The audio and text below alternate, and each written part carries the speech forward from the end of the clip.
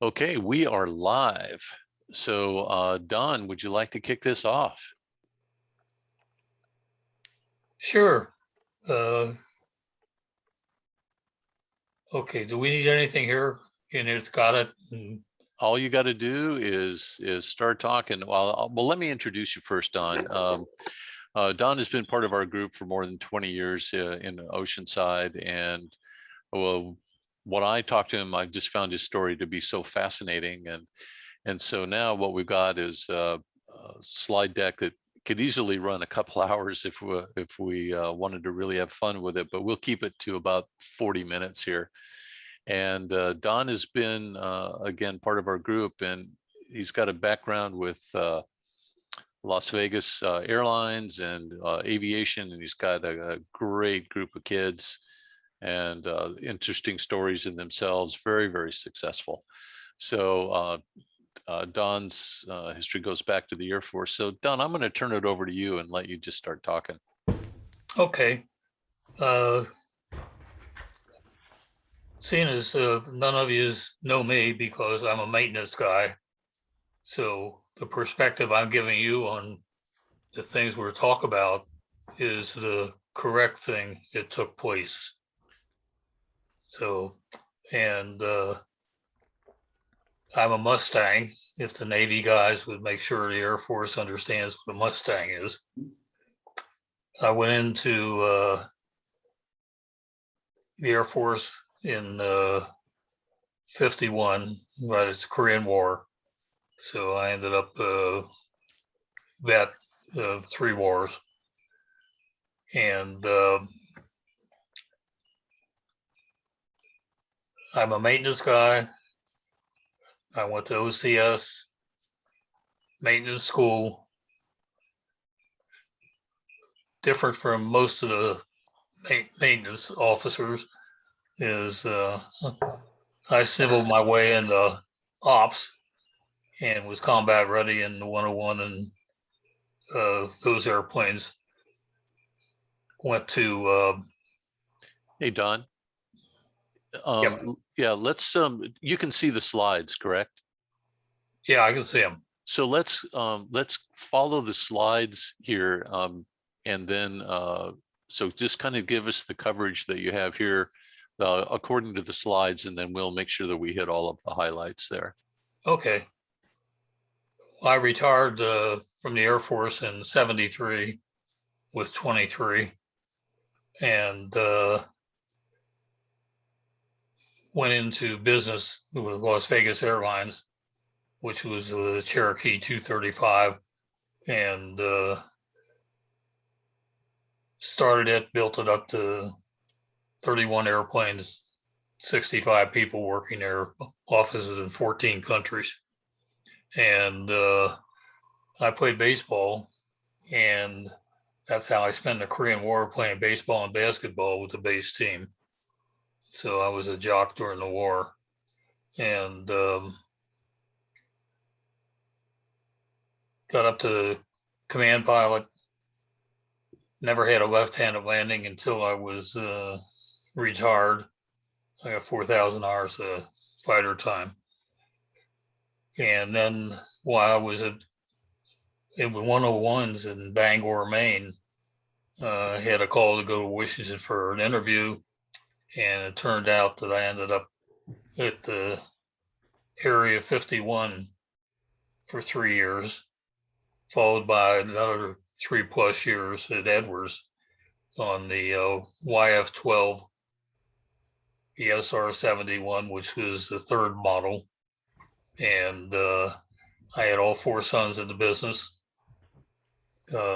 Each one was different. Don was in management with me. Dave's a CPA. Number 2 son, number 3 son was my chief of maintenance. And number 4 son is one of the top 1,000 financial planners in the United States. So they all contributed to everything we were doing, and were right there in hand. My dad was in 94th Aero Squadron with Eddie Rickenbacker. He was a corporal, and he ended up riding motorcycles because the story was they took all the little guys, and he was 120 pounds, and put them in motorcycle riding at night because the bigger guys, when they went into the shell hole, they get killed hitting the other side. So the little guys had throw them out the other side. So that's what he was doing. My brother was 17-year-old lieutenant in the Air Force, and he didn't fly with the glasses, eye problems. But he was spent the whole war in the Air Force, and we both ended up as World War II vets. My son Dave was in ROTC, and he had a full ride for the last few semesters, and he was in a waiting class to go to flight school. But when he got to graduated, they put him on a waiting list, which in 71, 75 area, Air Force Academy grads were on an 18-month wait list for flight school, unless they were black or female. Dave did not make it into the Air Force. He ended up being called for after a year for 90 days, and he's the captain in the reserves. And Colin is Don Jr.'s son. He just made a major in the Army Reserve. So he's in Knoxville going to school now with staying with Dave in the Louisville area. So that's how they're getting along. In school, I was a initial member of the National Mathematics Honor Society, which I made one meeting. I went to the meeting, and they were going to said today we'll discuss the square root of -7. And I says, I think I'm better suited to go back to the pool hall where I worked. I tried out with the Yankees in Brooklyn both in 1947. And at that time, they were not interested in 135-pound outfielders. I took classes at the University of Cincinnati, University of Maryland. I closed that because of sound. Yeah, I like it. What? Am I still on? Sorry. You are. I'm still go? Yep, you are. Go ahead. Okay. And then I enlisted in the Air Force, and did not pay, was on a waiting class for flight school. And then they found out I only had, I was 4 credits short of enough for go there. So anyway, I got married. That was a while back. And was enlisted. So I went to OCS. And when I reported to OCS, I wanted to know how you get to fly, because I had been a crew chief on a C-119 and an R-4360 specialist when I was enlisted. And I knew the maintenance officers flew, some of them.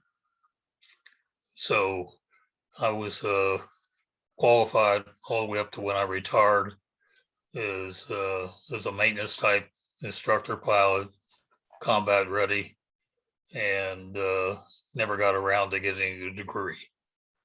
Had F4 training coming off the Blackbird program after 6.5 years. And that turned out nice because my mom and dad were in Florida visiting at the time.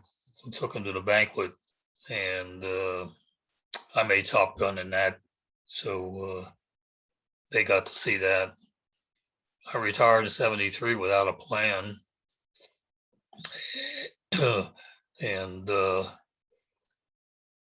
met 2 fellows that I knew there that worked in, they were the couple of the deformed penguins, walk around, with the hand behind their back when they seat you.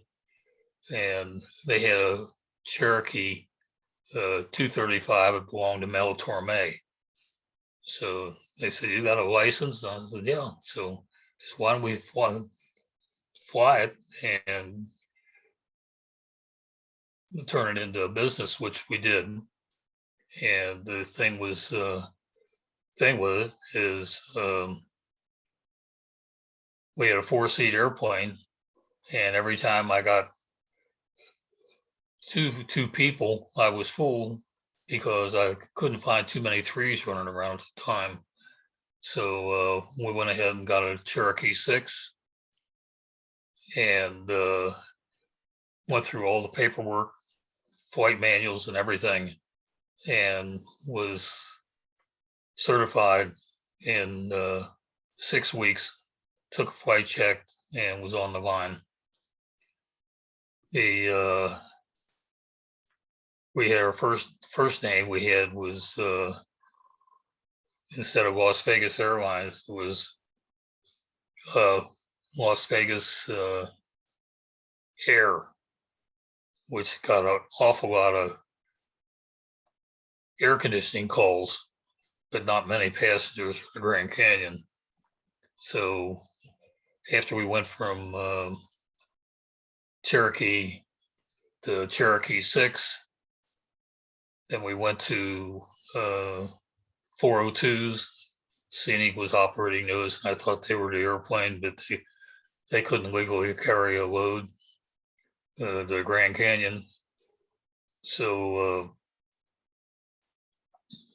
I went to Navajos, spec'd them out at my own airplanes. I have 14 new Navajos, and put stereo systems in them, which I designed, and the stereo systems they put in so we could play cassette tapes on the tour. You could not go ahead and buy one of those. You had to order a Donohue system because it wasn't in their folders. And then Sundin, who's the financial planner now, I fired him 3 times, but he kept coming back, and he's doing okay. He has a birthday next month. 79, I bought out. I had the 2 partners, 2 Penguins, and I bought them out in 79 and continued to expand. I was operating 31 airplanes, had 65 employees, went 20 years in business without anything against the airlines. No disciplinary action, no citations, nothing. Pilots or whatever. We carried as many as 420 passengers in one day, 135 flights that day, 10 of which I flew myself. And the first FAA letter acknowledging what we were doing, and the debriefing after I had 15-man team there 24/7 for 2 weeks. I went to the debriefing, and there was a letter from the head of the FAA congratulating us on our operation and said, keep it up. So I think that's the only one they got.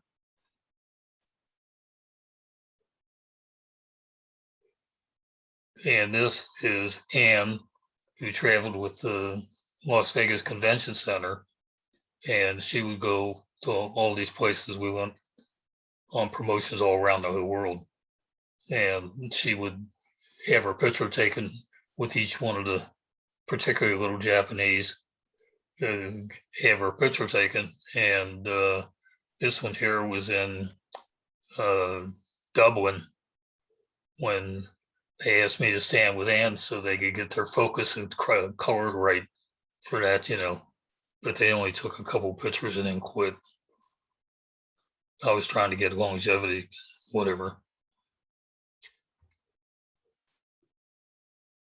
It was on Pearl Harbor Day that they opened this airport in Las Vegas. And then it developed into the McCarran, and North Las Vegas kept its name. And Hughes Aircraft bought the North Las Vegas Airport and started building in the area all around this here. So this is the area it was, and you got Nellis out there now. And you have, well, McCarran, and then Sky Harbor is open. So they had a lot of airports down there, but we had fun flying because we did not have all the restricted area flying. So we get to come in low altitude, and then these are some of the people who flew with us. One I got the big kick out of was Franz Klammer. There he is in his yellow ski suit when they won the Olympics in Montreal. He came out and flew with us and had him fly co-pilot. I go back and said, "How'd you like the trip?" He said, "I was a little frightened." I said, "Man, I'd be frightened too if I went off that hill." But we got Petula Clark, John, not Denver, trying to think of his name. He was with Ed McMahon. They did shows in Vegas, and we would fly him up from pick him up every day in Is that Paul Hollywood, Williams? Burbank, and fly them up. They do their shows. We'll take them out back and leave them in LA for the next night. And we did that for a few weeks. Wayne Newton, of course, we saw him. We had to get I had to go call him one day to get him to pay me $125 he owed me for one of his people taking the charter, and was 90 days. So I had to call him to get him to shake loose my money. Frank Sinatra, he called one night, and we got a call from Joe. It was an Italian restaurant. It said that how much is a charter to Palm Springs? So I, single engine, the twin engine, whatever. And he said, "Well, I'll call you back." He said, "I got to check with Frankie on the menu." So my wife said, "Who was that?" We were taking calls at home at that time. Says, "Who was that?" I says, "I don't know. Some you who wants to take Frank Sinatra his dinner or something." So I went back to sleep, and here the phone rings about an hour later, and it's him. He took the single engine airplane, and we picked up all his 5 sauces and his butterfly desserts and all that, which Joni, I think, snatched at least one of those. And I'm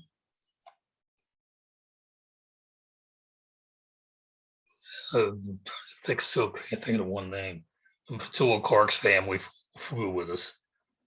So, and we had Brenner fly with us. I flew Debbie Reynolds down to Phoenix to pick up her mother, who just had something done in her heart, put in whatever it is. And I was down to pick her up in the morning at 7 o'clock at Hughes, and I was there waiting, and the girl there says, "Hey, Don, are you looking for Debbie Reynolds?" And I said, "Yeah." Says, "There she is." Debbie Reynolds does not look the same at 7 o'clock in the morning as she does in the shows in the evening. So she got on, and I said, "You want to fly a co-pilot?" She says, "No, I'm tired." So she sat in the second seat, leaned across the aisle, and slept all the way to Phoenix. Then we brought her mother back. Air Force wise, I went in and enlisted 51, was enlisted for the 3 years, went to OCS in 53, came out of OCS and went to pilot training out of OCS. And I got my first assignment as a commissioned officer on duty was counting baby food in the commissary. So then I ended up the 102s, 101s, and 101 I got combat ready in. And then all of a sudden I had a notice of an interview in Washington, D.C. And, what the hell they want with me in Washington? Everybody's saying attaché duty and all that sort of thing. So anyway, I went to Washington, and the day I reported in, I had a phone number to call, which I called, and I get this big long thing. It take a green bus going west, take it, get off the third stop, go across the street, get on another green bus. None of them have signs on them. And go ahead, and if you get lost or in here, call this number. Do not ask anybody for directions. And also do not wear military uniform. I had no idea what I was getting in, but I knew it was something out of my league. So anyway, I got there. Everybody, it was a little screwed up. Everybody had a lot to do, but they all wore white shirts. You couldn't tell who worked, who was boss, who was anything there while they're playing their CIA thing. And I told them I didn't want any part of that. And then they gave us a written exam, 400 questions, true, false, and all that sort of thing. And I answered all 400 C. Took me about 10 minutes. I always wanted to do that. And they never said a word about that, but I got the jobs, what they were looking for. So I was up at Area 51 for 3 years.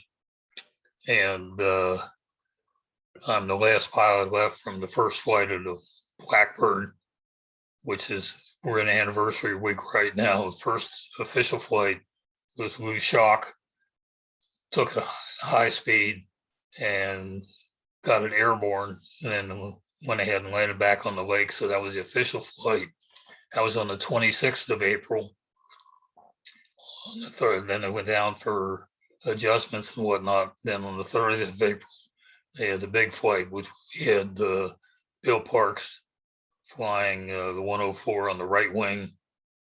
I flew the left wing with the 101 and the photographer in the back seat on that flight. And that was a good one because the way I got into that, I'm a maintenance type. So of course I'm forgotten by ops quite a bit. But I was scheduled to fly the 101 because I was the only one with 101 at the time. It was up at the area.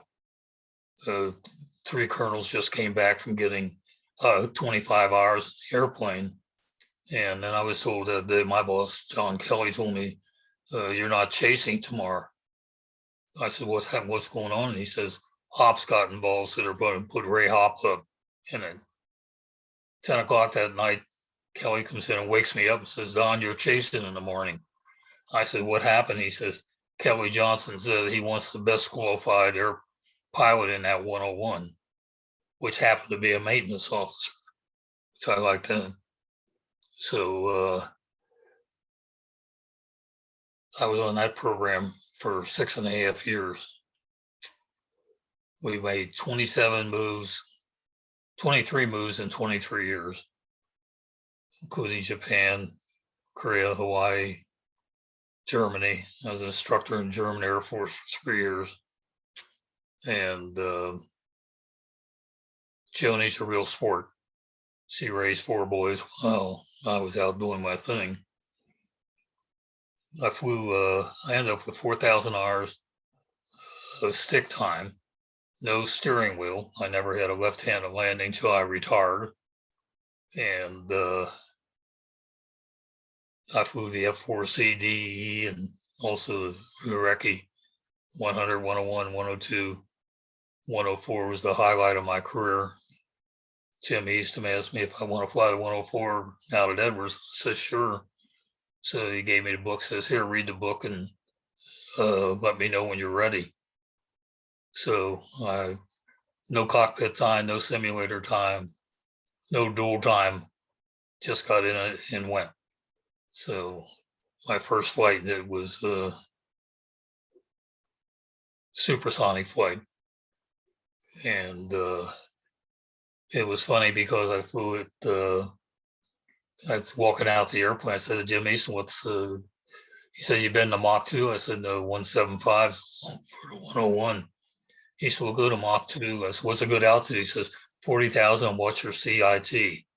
Well, I never had one of those before. So I said, okay, we'll do that. And anyway, I flew it and came back and chased it, used it as a chase airplane out over the Pacific and whatnot and all around for a couple more years. And I started PA-18, T-26, T6, T-28, T-33, C-47. I sat in the right seat, L-20, H-13, H-19, H-43, and U-3B. But I was always in the right seat. Now this is, you're going to play Hey, this Don one, and Jay? Joni, it's Pete Rose here wishing you happy wedding anniversary number 70 in May. You both were born in Cincinnati, like me, and you have been Reds fans since birth, like me. You raised your kids to play like Charlie Hustle. I appreciate that. Congratulations on your long marriage and reaching such an incredible milestone. 70 years. My God, that is impossible. I hope this anniversary is the best one you ever had. God bless you from your favorite son, Dean. That's who made this possible. 70 years together, I take my hat off to you. That is wonderful. Enjoy each other. This was one of the boys, Dean, sent this to us on our 70th anniversary, which is out. It's a real current because in 2 weeks we'll be 71. So this is our dog, 15-pound dog, looked like a black lab, and somebody hit her on the head at Edwards and threw her out alongside the road. And I had Dave out for a driver's lesson. He was a teenager, I think. And they saw the dog in the road and warned, and I said, we're not going to get the dog. So anyway, after we picked up the dog, it was just big enough to sit in my hand. We tried to give it away, couldn't give it away. So he ended up with the dog. She ended up being, we called her vicious because her attack position was back up against the screen door barking. And we took her, she wasn't worth a pound of hamburger, but we ended up, when I went to Japan, we flew her to Japan, and she now became an expensive dog. We had her there for 3 years. Then we got ready to leave there and go back to, I was going to Kunsan, and Joni decided to go to Hawaii because she understood I was going to be on the beach. That part didn't get, but anyway, I went ahead and at that time they were quarantined the animals for a year. He said that won't fly. So I said, I'll fly her back to Kunsan in F4. So I called over ops and got one of the brand new second lieutenant to fly the back seat, and went over, took heavy maintenance, still being done in Misawa. And I took an airplane over, had the back seater, have her sit in the lap all the way back. And when we landed in Kunsan, backseater hands the dog to this black crew chief, and the guy stands there holding the dog, saying, "It's a goddamn dog. It's a goddamn dog." That's all he could say. And he put her down. So next morning, I was in maintenance control, and had her all fixed up with her box and everything. And the commander comes in and she comes over and checks him out. And I said, "That's my daughter." He says, "That's what I heard." I said, I said, "I brought her in yesterday." He says, "Yeah." I said, "I thought I should probably bring her here before I ask if it was okay." He said, "Good move." So anyway, she flew from Masawa to Kunsan in the backseat of an F4, and they ate dogs over there. So I had to pay our maid an extra $10 a month so nobody would eat the dog. Then we had her flight suit made with her patch on it and everything. And she also went with the boys back to Idaho, and they kept her in the dorm there for a semester. Nobody could find her. So anyway, she is kind of celebrity. This is Kelly Johnson decided on the chase pilot. He's also wanted to prove personally for me to fly as 104. That was his airplane. We did have a thing with the 104, Joe Rogers. I don't know if you know Joe or not. He was commander of the test force at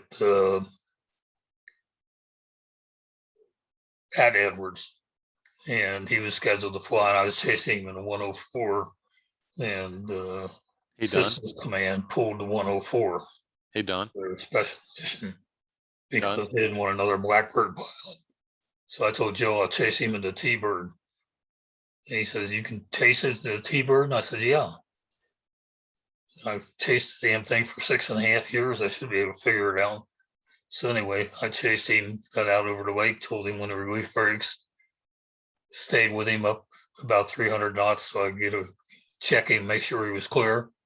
Picked him up at 17 coming back, and talked him down to touchdown because the landing gear was 68 feet behind the pilot at that time. Hey, Don. Yep. We're at the 30-minute mark here. I'd kind of like to get through the rest of these slides here. So we pick it up here? That was, yeah, this was when I was getting ready to leave, and I've been on the program longer than anybody else. And, the head shed called me. We were at a meeting, and if you had a Blackbird ride, and I said no, and they said, "Good, we'll get you a Blackbird ride before you ride in the YF-12." And I said, "Front seat?" They said no, and I told them what they could do with it. So I'm the only one that didn't have a Blackbird ride that was on the program that long. This is up at the test site. They had the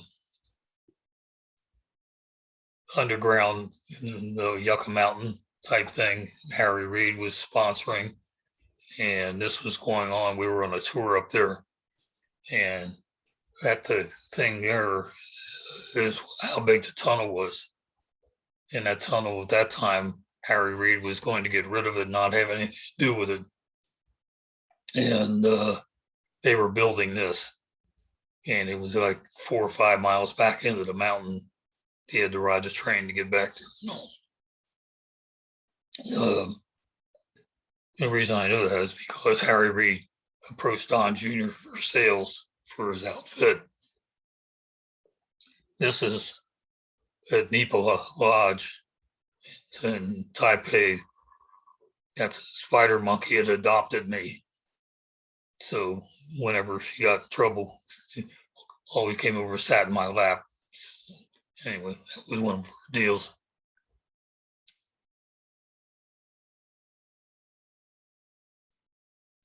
I went to 12 years Catholic high school, grammar school, and back in those days we went out in the morning, play baseball till the swimming pool opened, and we go to the swimming pool and swim in the afternoon, and then in the evening would go to watch softball games. And no TV, nothing to distract. And every day was a good day.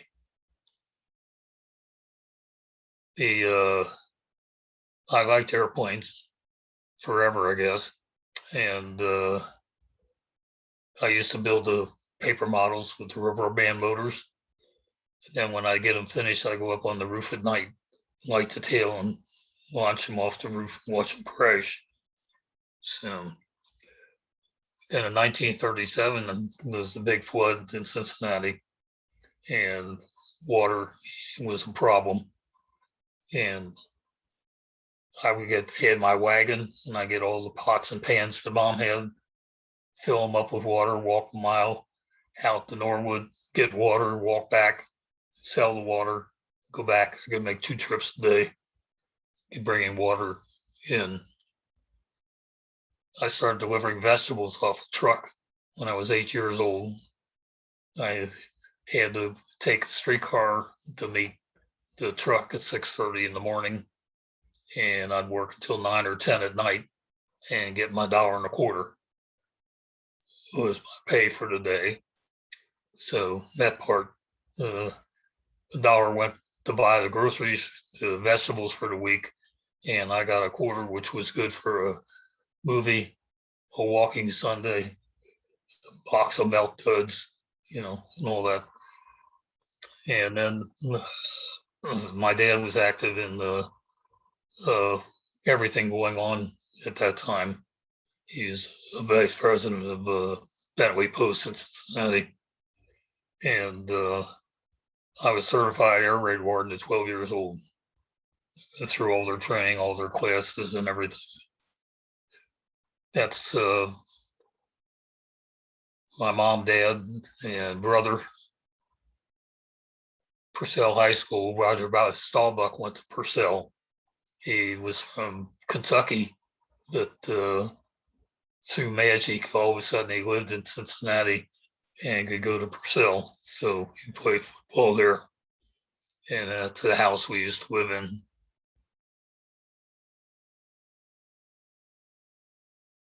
That's Joni. And she's a traveler. She loves to travel. Say, where do you want to go? And we can't leave until noon. So she, 23 years, she raised the 4 boys and wouldn't put up with any nonsense with them. She finished 5th in bowling in the state of California one year, and finished all the events. She cashed in all the events, singles, doubles, team, whatnot. And 1970, we were in Japan, and she went on Japanese TV with a couple of their pros and girls that were there. And she went on that golden television there. They wouldn't let her take any shadow balls, and they had the lanes tracked. So it took her half the game to figure out the alleys. And then she shot well. She acted as our marketing director. Didn't work every day, but as Dean says, Mom could sell ice to an Eskimo. That's our family. That's 4 boys, and Joni and I with Navajos. This is in Japanese TV came to our house to take pictures for a national broadcast. They had travel broadcasts every Sunday. And Rose Kanitaka was the star of that. And she took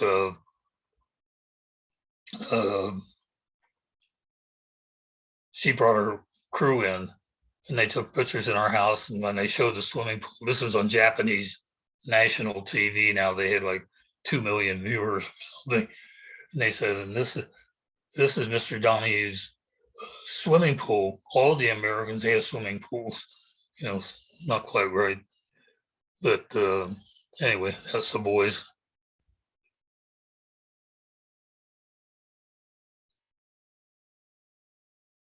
we did the YF-12 on the 12th of April when they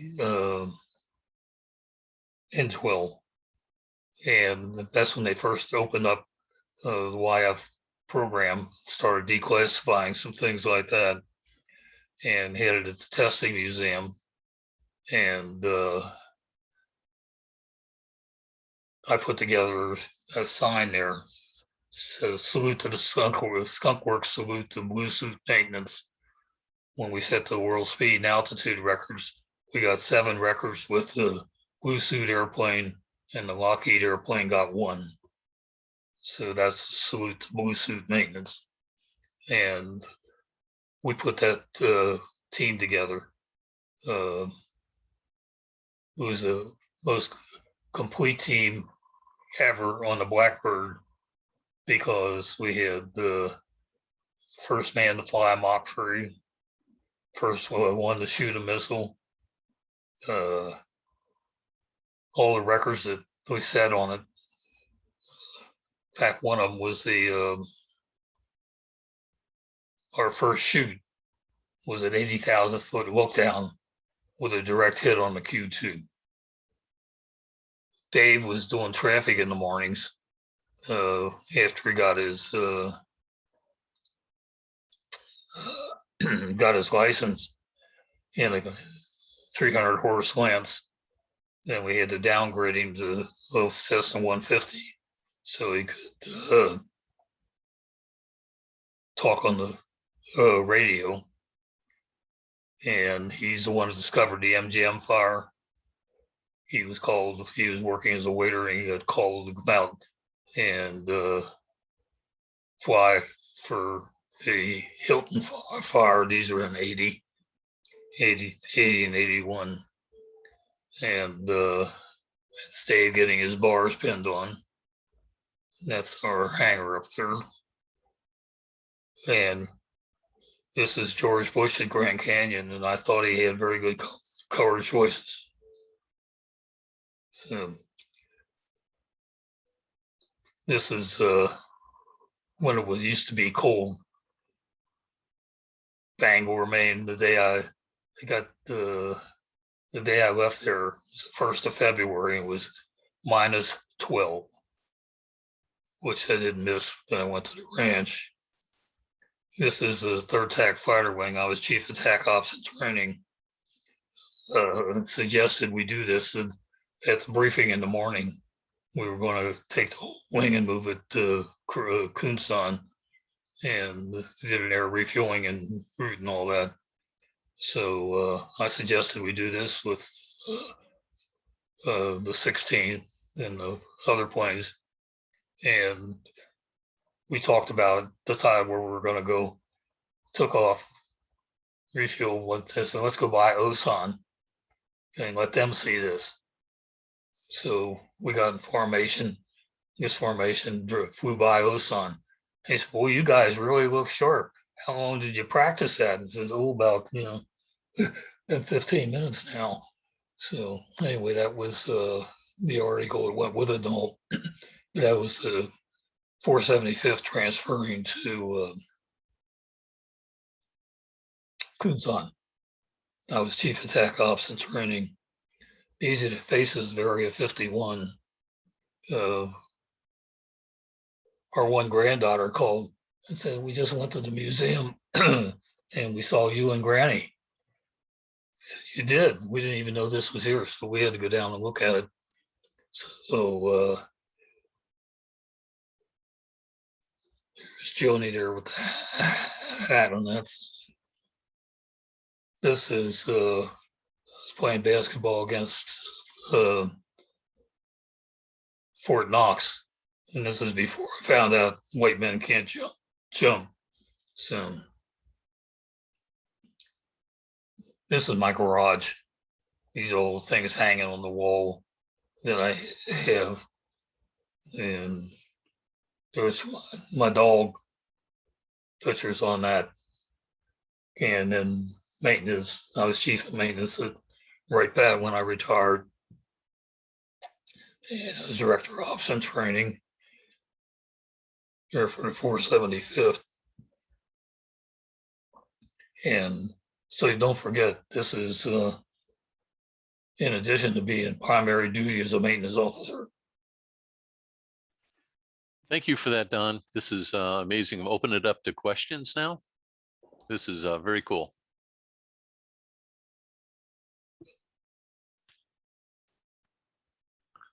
Yeah, I'll jump in there. I got to tell you, that's pretty amazing, Don. Thank you very much. I mean, nobody can make that stuff up. This is all real. That's so amazing. And thank you, Gene, for helping out and doing the slides and so forth. Awesome presentation. Thank you, Don. I enjoyed